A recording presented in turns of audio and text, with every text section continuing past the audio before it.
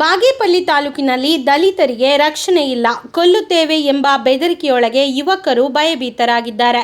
ದಲಿತರ ಜಮೀನನ್ನ ಕಬಳಿಸಿದ ಶಿವಾರೆಡ್ಡಿ ಮತ್ತು ಕುಟುಂಬದವರು. ಇಲ್ಲಿಗೆ ಬಂದ ಉದ್ದೇಶ, ನಿನ್ನೆ ಬಾಗೇಪಲ್ಲಿಯಲ್ಲಿ ಯಾವುದೋ ಒಂದು ಕಂದಾಯ ಇಲಾಖೆ ಸಂಬಂಧಪಟ್ಟಂಗೆ ಒಂದು ಗಲಾಟೆ ಆಗುತ್ತೆ. ರಾತ್ರಿ ಫೋನ್ ಮಾಡಿಬಿಟ್ಟು ಅಂತ ಹತ್ಕೊಂಡ್ರು ನನ್ನ ಜೊತೆ. ಇಲ್ಲ ನಾತ ಬರಲೇಬೇಕಂದ್ರೆ ನಮ್ಮನ್ನು ಸಾಯಿಸಿಬಿಡ್ತಾರೆ ಅಂತ ಹೇಳಿದ್ರು. ಅದಕ್ಕೆ ನಾನು ಇಲ್ಲಪ್ಪ ಎಷ್ಟೊತ್ತಾದ್ರೂ ಬಾಗೇಪಲ್ಲಿಗೆ ಬರ್ತೀನಿ ಅಂದೆ. ನಂದೇನೋ ಬೇರೆ ಕೆಲಸ ಇದ್ದು ಇಲ್ಲಿ ಬಂದಾಗ ಅವರು ಇಲ್ಲಿಗೆ ಬಂದಿದ್ದರು. ಮತ್ತು ಡಿ ಸಿ ಜೊತೆ ಮಾತನಾಡಿ ಅವ್ರಿಗೆ ನ್ಯಾಯ ಒದಗಿಸ್ಕೊಡ್ಬೇಕು ಅಂತೇಳಿ ನಾಳೆ ಬಾಗೇಪಲ್ಲಿಗೆ ಡಿ ಸಿ ಅಲ್ಲಿಗೆ ಬಂದು ಖುದ್ದಾಗಿ ಇಲ್ಲ ನಾನು ಇತ್ಯರ್ಥ ಮಾಡ್ತೀನಿ ಅಂತ ಹೇಳಿದ್ದಾರೆ. ಆಗ ನಾನು ಆಯಿತು ಅಂತೇಳ್ಬಿಟ್ಟು ಇಲ್ಲಿಂದಾಗಿದೆ. ಆದರೆ ಯಾವುದೇ ಒಂದು ಕಾರಣಕ್ಕೆ ಇರುತ್ತೆ ಜಮೀನು ಗಲಾಟೆಗಳು. ಆದರೆ ಈ ಒಡೆದಾಟ ಪಡೆದಾಟದ ಲೆವೆಲ್ಗೆ ಹೋಗ್ಬಾರ್ದು. ಯಾಕಂದರೆ ನಾವಿರೋರು ಒಂದಾದಾಗ ಅವ್ರು ಕರೆಸ್ಬೇಕು, ಮಾತನಾಡಬೇಕು, ನ್ಯಾಯಸಮ್ಮತವಾಗಿ ಹೋಗ್ಬೇಕು. ವಿನಃ ಈ ಥರ ದಬ್ಬಾಳಿಕೆ ಮಾಡಿದ್ರೆ ನಮ್ಮ ಬಾಗೇಪಲ್ಲಿಲಂತೂ ನಡೆಯಲ್ಲ.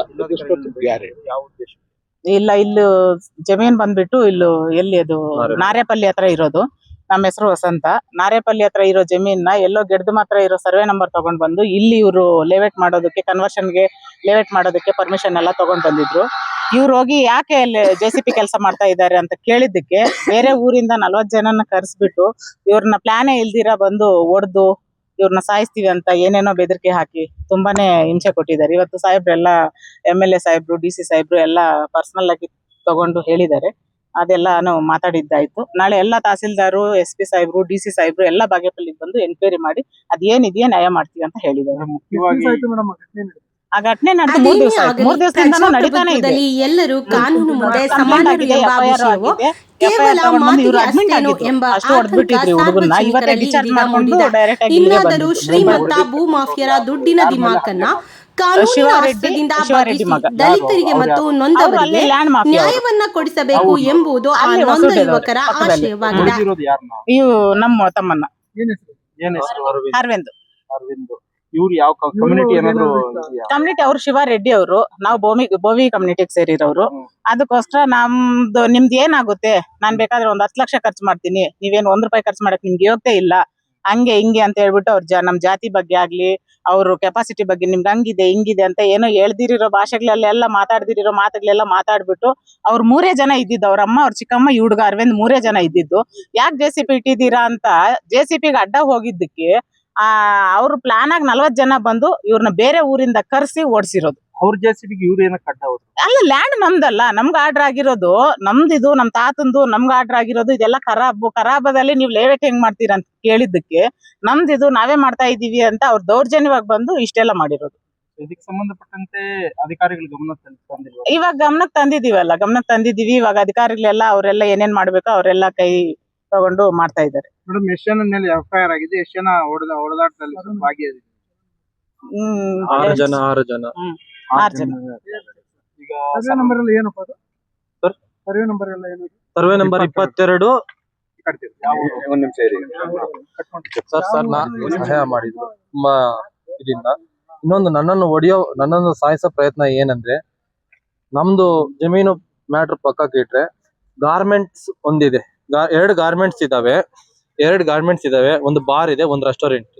ಅದ್ರಲ್ಲಿ 61 ಸರ್ವೆ ನಂಬರ್. 61 ಸರ್ವೆ ನಂಬರ್ ಒಂದು ಕಡೆ ಇದ್ರೆ ಇವರು ಗಾರ್ಮೆಂಟ್ಸ್ ಕಟ್ಟಿರೋದು ಒಂದು ಕಡೆ. ಇದೆಲ್ಲ ನಮ್ಗೆ ಗೊತ್ತಾಗಿದೆ. ಇದು ಆಚೆ ತಂದ್ರೆ ನಂದೆಲ್ಲ ಅಮರ ಸಮಸ್ಯೆ ಆಗುತ್ತೆ, ಹೋಗುತ್ತೆ ಅಂತ ಒಂದು ಉದ್ದೇಶದಿಂದ ನನ್ನನ್ನು ಸಾಯಿಸಕ್ಕೆ ಪ್ರಯತ್ನ ಪಟ್ಟಿದ್ದಾನೆ.